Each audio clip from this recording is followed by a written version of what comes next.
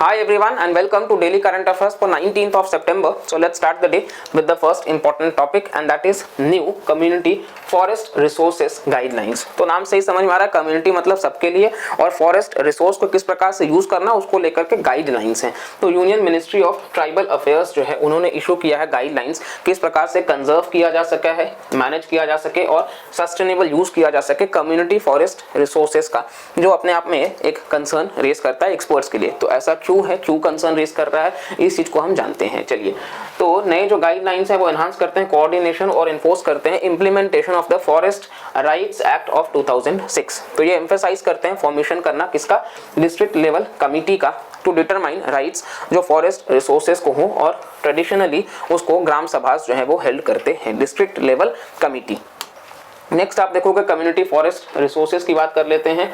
तो ये डिफाइन किया गया section 2 clause a forest rights act, और ये इसका मतलब होता है कस्टमरी कॉमन फॉरेस्ट, ठीक है, इंक्लूडिंग जो रिजर्व फॉरेस्ट हो, प्रोटेक्टेड फॉरेस्ट हो और प्रोटेक्टेड एरियाज। तो ये लैंड है जो कि विद इन द कस्टमरी और ट्रेडिशनल बाउंड्री हो, विलेज के गांव गांव के मतलब जो भी कस्टम लैंड में ये होता है। सीजनल यूज हो लैंडस्केप का in the case of pastoral communities, अगर चरवाहे हैं तो फिर उसकी बात करी जा रही है। कम्युनिटी फॉरेस्ट रिसोर्सेज राइट्स की बात कर लेते हैं तो ये scheduled tribes and other traditional forest dwellers में है, जो कि एक्ट है recognition of forest rights act. Provide करता है recognition of the right to protect, regenerate और कंजर्व और manage the community forest resource, ठीक है। तो प्रोटेक्ट करना है, रीजेनरेट करना है, कंजर्व करना है और मैनेज करना है। नेक्स्ट अलाउ करता है कम्युनिटी को कि फॉर्मुलेट किया जा सके रूल्स फॉर फॉरेस्ट यूज अपने आप में और बाकी के लिए, ठीक है। और इसका जो है बेसिकली कि राइट्स वगैरह जो नॉन टिम्बर फॉरेस्ट प्रोडक्ट्स है उन सबका ग्राम सभा को अथॉरिटी दिया जाता है, ठीक है, अडॉप्ट करने का लोकल ट्रेडिशनल प्रैक्टिसेस।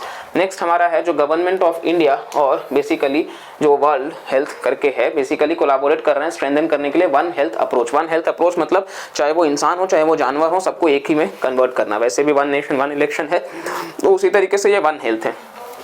तो गवर्नमेंट ऑफ इंडिया और वो जो है ऑर्गेनाइज कर रहा है workshop to strengthen one health approach pandemic preparedness को ध्यान में रख करके। तो ये हैदराबाद बेस्ड है, ठीक है। इन्हांस करेगा स्टेक होल्डर का नॉलेज वाइल्ड लाइफ वगैरह में, ठीक है, डिजीज रिस्क एनालिसिस कंडक्ट करना, थॉरो गैप एनालिसिस और सिमुलेट करना डिजीज स्पिल ओवर सिनारियोस, और ये फॉस्टर करता है कम्युनिकेशन और अवेयरनेस। साथ साथ में आप देखोगे तो world organization for animal health, वो तो ये इंटर गवर्नमेंटल ऑर्गेनाइजेशन है, 1924 में लाया गया था और ये डिजीज कंट्रोल को ध्यान में रख करके इसका हेडक्वार्टर्स है पेरिस में, ठीक है। इसका हेडक्वार्टर्स यहीं पे FATF का भी है, फाइनेंशियल एक्शन टास्क फोर्स का। नेक्स्ट एक्सपेंशन ऑफ द प्रधानमंत्री उज्ज्वला योजना। तो उज्ज्वला मतलब LPG सिलेंडर्स। तो गवर्नमेंट अप्रूव किया है एक्सपेंशन करना प्रधानमंत्री उज्ज्वला योजना का, ताकि 75 लाख पुअर जो हाउस होल्ड्स हैं उनको ऐड किया जाए इस स्कीम के बेनिफिशियरी बेस में ओवर 3 इयर्स, पिछले मतलब 3 साल में इसको और जोड़ा जा सके, ठीक है। Under the scheme cooking gas connections जो है वो इशू किए गए हैं महिलाओं को पुअर हाउस होल्ड्स के। कनेक्शन में स्टोव भी है, ठीक है, फर्स्ट सिलेंडर भी है जो कि फ्री ऑफ चार्ज दिया जाता है, फ्री ऑफ चार्ज दिया जाता है, ठीक है। साथ साथ में नेक्स्ट है, और ये आप ध्यान दोगे तो कहीं ना कहीं मतलब इससे जो कुकिंग फ्यूल है वो क्लीन होता है तो महिलाओं का हेल्थ इंप्रूव होता है, तो ये भी एक बहुत बड़ा फैक्टर है। और साथ साथ में आप देखोगे कि पूरा का पूरा इसको इंटरनेशनल वीमेंस डे 8 मार्च को भी प्रमोट किया गया है। तो धोलेरा की बात कर लेते हैं। SIR all ready to kick start its plug and play infrastructure. तो ये जॉइंट वेंचर है वेदांता और फॉक्सकॉन का, जो अनाउंस किए हैं प्लान्स कि वो कंट्री का पहला फैब प्लांट जो है वो धोलेरा SIR में स्टैब्लिश कर रहे हैं। तो ये क्या है जी, SIR स्पेशल इन्वेस्टमेंट रीजन। तो ये कंट्री का पहला green field smart city project है। ग्रीन फील्ड मतलब कंप्लीटली नया, ब्राउन फील्ड मतलब काम चल रहा हो, ग्रीन फील्ड मतलब कि प्लानिंग है, करना है, और ब्राउन फील्ड मतलब कि ठीक है एग्जीक्यूट कर रहे हैं, स्टार्ट कर चुके हैं, उसको थोड़े समय में कंप्लीट कर देंगे। तो ये ग्रीन फील्ड है धोलेरा स्पेशल इन्वेस्टमेंट रीजन, और ये स्मार्ट सिटी प्रोजेक्ट है, स्मार्ट सिटी प्रोजेक्ट है, ठीक है। तो ये लोकेटेड है 100 kilometre south west of Ahmedabad के साउथ वेस्ट में, और गांधीनगर से 130 जो कि गुजरात की राजधानी भी है।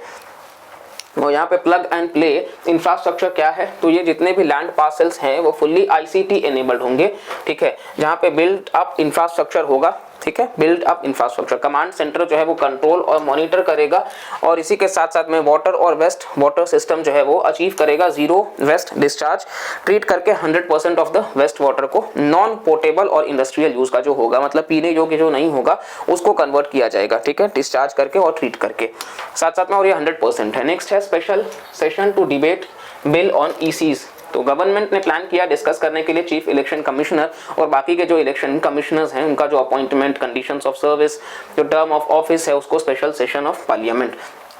तो इस बिल के हिसाब से अगर हम देखें, एक सर्च कमेटी जो है जिसको हेड करेंगे कैबिनेट सेक्रेटरी और उसमें 2 अदर सेक्रेटरीज होंगे गवर्नमेंट के लिए, जो शॉर्टलिस्ट करेंगे 5 नाम।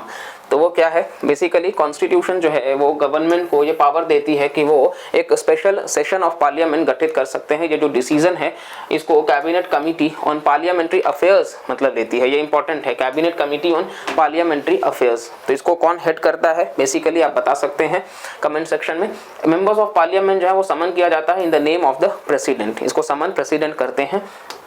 ओवरऑल इंडियन कॉन्स्टिट्यूशन ने कुछ मेंशन नहीं किया स्पेशल सेशन ऑफ पार्लियामेंट के बारे में, और इसी के साथ साथ में स्पेशल सेशन जो है वो समन किया गया as per provisions of article 85 clause 1, ठीक है, आर्टिकल 85 क्लॉज 1। नेक्स्ट है Indian government TB elimination strategy, ये आप इंपॉर्टेंट है, याद रखिएगा, ठीक है, ये जो भी पॉइंट्स हमने डिस्कस किया है ये इंपॉर्टेंट है। Cabinet committee on parliamentary affairs जो है वो उसके बारे में है और साथ साथ में आप जरूर बताएंगे। नेक्स्ट है इंडियन गवर्नमेंट टीबी एलिमिनेशन, तो ट्यूबरक्लोसिस को लेकर के है।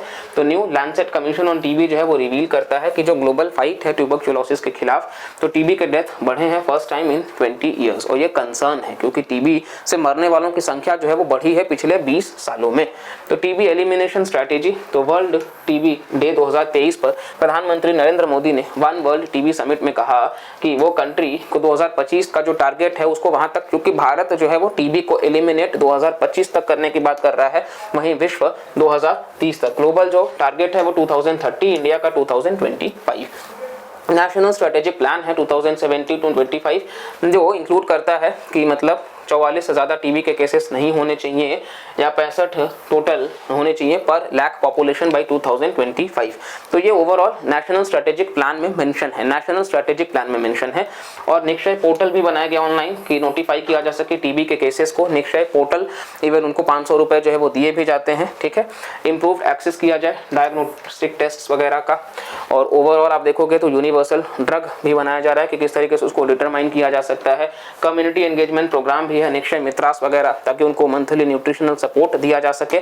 और ओवरऑल बेडाक्विलाइन और डेलामिड जैसे जो है बेसिकली आप देखोगे ये मतलब मेडिसिन भी दिए जाते हैं ताकि मतलब टीबी पेशेंट्स जो है वो रिप्लेस कर सके, और प्रॉब्लमेटिक इंजेक्टेबल को रिप्लेस करके एक्चुअली ये कानामिसिन उसको हटा करके बेडाक्विलाइन को लाया गया है।